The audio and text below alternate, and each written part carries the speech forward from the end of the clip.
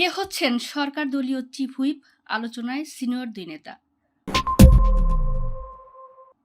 ত্রয়োদশ জাতীয় সংসদের প্রথম অধিবেশন বসছে আগামী 12ই মার্চ। এই অধিবেশনের আগে আলোচনায় আছে স্পিকার, ডেপুটি স্পিকার ও সরকার দলীয় চিফ হুইপের পদ। ত্রয়োদশ জাতীয় নির্বাচনে নিরঙ্কুশ জয়ের পর গত 17 ফেব্রুয়ারি দলীয় চেয়ারম্যান তারেক রহমানের নেতৃত্বে সরকার গঠন করেছে বিএনপি। প্রধানমন্ত্রী তারেক রহমানের নেতৃত্বে গঠিত মন্ত্রিসভায় স্থান পেয়েছেন 25 জন মন্ত্রী এবং 24 জন প্রতিমন্ত্রী। এছাড়া উপদেষ্টা পদে নিয়োগ দেওয়া হয়েছে বিএনপির সঙ্গে সংশ্লিষ্ট 10 জনকে। এরপর থেকে আলোচনায় উঠেছে কে হচ্ছেন স্পিকার, ডেপুটি স্পিকার ও চিফ হুইপ। জানা গেছে এ নিয়ে বিএনপি নেতাকর্মীদের পাশাপাশি সাধারণ মানুষের মধ্যে আলোচনা ও কৌতূহলের শেষ নেই। সরকার দলীয় চিফ হুইপ পদে আলোচনায় আছেন নোয়াখালীর দুই নেতা। নোয়াখালী 2 আসনের সংসদ সদস্য জয়নুল আবেদিন ফারুক ও নোয়াখালী 3 আসনের সংসদ সদস্য বরকতুল্লাহ বুলুর নাম শোনা যাচ্ছে বলে জানিয়েছেন একাধিক নির্ভরযোগ্য সূত্র।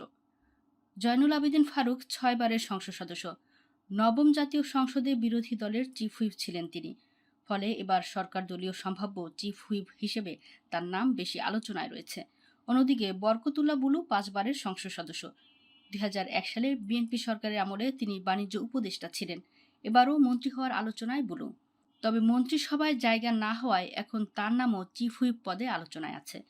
উল্লেখ্য, ত্রয়োদশ জাতীয় সংসদ নির্বাচনে নিরঙ্কুশ জয় পাওয়া বিএনপি চেয়ারম্যান তারেক রহমান প্রধানমন্ত্রী হিসেবে শপথ নিয়েছেন। প্রধানমন্ত্রীর শপথ বাক্য পাঠ করান রাষ্ট্রপতি মোহাম্মদ শাহাবুদ্দিন।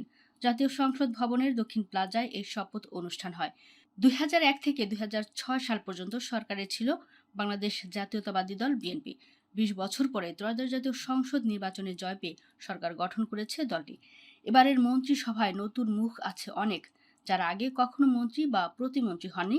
প্রথমবার নির্বাচিত হয়েই মন্ত্রিসভায় জায়গা করে নেওয়া নেতাও আছেন।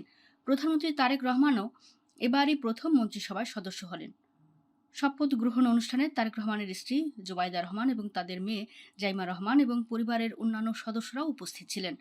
সাদা শার্ট ও কোট প্যান্ট পরিহিত তারেক রহমানকে এ সময় অত্যন্ত আত্মবিশ্বাসী এবং প্রাণবন্ত দেখাচ্ছিল। তিনি স্ত্রী জুবাইদা রহমান ও মেয়ে জাইমা রহমানকে সঙ্গে নিয়ে বিকেল 3টা 58 শপথ গ্রহণ অনুষ্ঠানে প্রবেশ করে দাঁড়িয়ে করতালি দিয়ে অভ্যর্থনা জানানো হয়। পবিত্র কুরআন তেলাওয়াতের মাধ্যমে অনুষ্ঠান শুরু হয়। রাজনৈতিক পর্যবেক্ষকরা বলেছেন, ছাত্র জনতার অভ্যুত্থানে স্বৈরাচারী আওয়ামী লীগ সরকারের পতনের পর তারেক রহমানের নেতৃত্বে একটি নতুন যাত্রা শুরু করতে যাচ্ছে বাংলাদেশ। বিগত 1.5 দশকের বেশি সময় ধরে স্বৈরাচারী সরকারের জুলুম নির্যাতনের শিকার হয় বিএনপি। সরকার বিরোধী দীর্ঘ আন্দোলনের নেতৃত্ব দিয়েছে বিএনপি। 2024 সালের জুলাই ছাত্র জনতায় অভ্যুত্থানে স্বৈরাচারী সরকার পতন হয়। এরপর দায়িত্ব নেয় অধ্যাপক মোহাম্মদ ইউনূসের নেতৃত্বাধীন অন্তর্বর্তী সরকার। এই সরকারের অধীনে গত বৃহস্পতিবার একটি উৎসবমুখর সুষ্ঠু ও গ্রহণযোগ্য নির্বাচনে বিএনপি 209 আসনে জয়ী হয়। বিএনপি জোটের শরিকরা 3টি আসন পায়। ইতিমধ্যে তারেক রহমান তার বক্তব্যে বিভেদ ঘুচিয়ে জাতীয় ঐক্য প্রতিষ্ঠার পাশাপাশি রাজনৈতিক ও অর্থনৈতিক স্থিতিশীলতা, আইনের শাসন প্রতিষ্ঠা এবং আইন শৃঙ্খলা পরিস্থিতি নিয়ন্ত্রণে বিশেষ বার্তা দিয়েছেন। এতে সর্বস্তরে একটা আশাবাদ তৈরি হয়েছে।